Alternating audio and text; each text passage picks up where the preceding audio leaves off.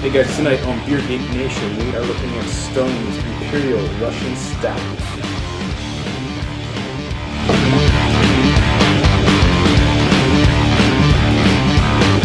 Welcome to Beer Geek Nation. I'm your host, Chris Steltz, and this is Stone's Russian Imperial Stout. I'm going to do this one today because this week, is celebrating their 10th year anniversary of releasing Russian Imperial Stout. The new batch is just about to come out.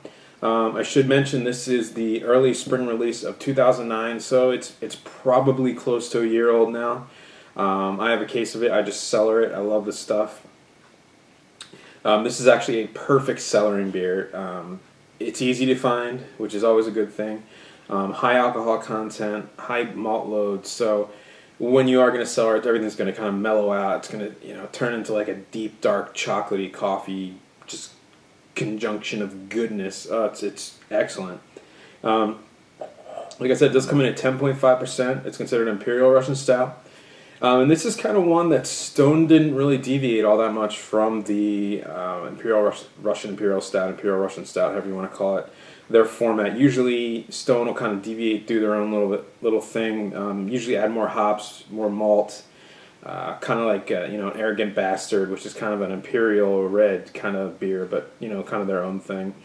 But again, this is best served at about 55 degrees, between 50 and 55 degrees. It's been sitting out for about 20 minutes now, so it's pretty close to good serving temp. So with that said, I'm going to get this one in the glass, let you know how it smells, tastes, but let's not kid anyone. This is one of the best beers on the planet. It's constantly in Rate Beer and Beer Advocate's, top 50, if not within the top 25. So yeah, let me get this poured, show you what it looks like, and we will go from there.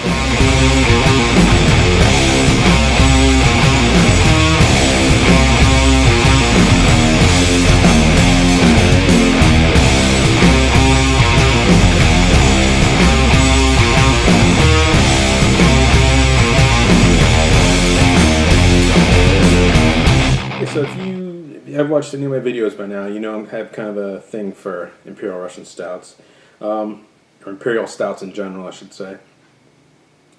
I just think they're such a complex beer, and they're just kind of made to be just overwhelming to the senses, and a little bit different as temperature changes on the actual glass and the beer, and even different as you cellar it. And there's going to be a huge difference in taste between a fresh bottle and a year-old bottle to a 2-year-old bottle. And I just think that that's kind of it's something that people need to take into consideration when they say, beer is just kind of one-dimensional and wine is this whole other field. And that couldn't be further from the case. I'd make the argument that, beer is 10 times what wine could ever be as far as complexity and taste and, ingredients and just, brewing techniques and, just everything. And I think these Imperial Stouts are kind of the beers that kind of get people really started into kind of the craft beer field, and they say, wow, I've never had anything like that, and this is a perfect beer for that. Pouring it, you don't get any aroma, really. First impressions, obviously, it's black as night, dark brown head, very little carbonation, pretty decent lacing, but just how an Imperial Stout should be. Can't see any light through it, which is perfect. Yeah, and again, this bottle's about a year old. In a newer bottle, which are going to be released here pretty soon, if not, they should be available within a week or two, if not now. There is a little bit of hop character to this beer. Not as much as, say, like a Goose Island's Night Stalker, which is actually a very hoppy Imperial Stout. But there are definitely some Stone kind of hop elements in this. I think they use a lot of Chinook, which is probably a predominant hop in this beer. I'm not 100% sure, but that's a pretty reasonable guess, I think. I'm getting fruity esters from the yeast, which is, because it is such a big beer, I do get some of the phenol alcohol, some of the sweetness of the alcohol. Lots of coffee in this one.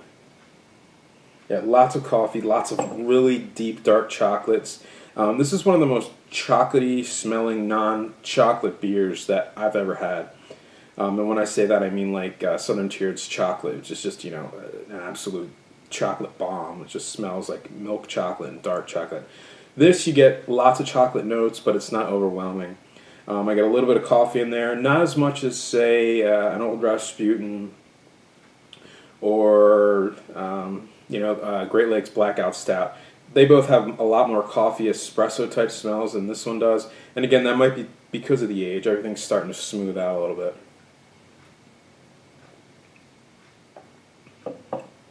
Yeah, as far as the taste, a little bit of, slightest bit of hop bitterness right in the front of the tongue. By the back, it's gone. It smooths out with the malt and the alcohol. This is a very warming beer. You do feel it go down again. It's 10.5%, so it's not a daily. It's not a something you're going to sit down and have 2 or 3 bottles of. Warms the stomach, kind of warms that soul like Russian Tsar would have been. But yeah, it's such a good beer. It's just a complex. You get lots of chocolate malt in there, lots of more coffee in the taste than in the smell, which I actually like a little bit better. A little bit of vanilla. I'm actually surprised. I don't remember getting vanilla in this. That might be something from the aging, but there's definitely a little bit of vanilla, maybe from the yeast or the alcohol combining, kind of mellowing out. But there's definitely a little bit of vanilla in this. Yeah, just a little bit of hop bitterness. This is one of those imperial stouts that's pretty much a perfect example.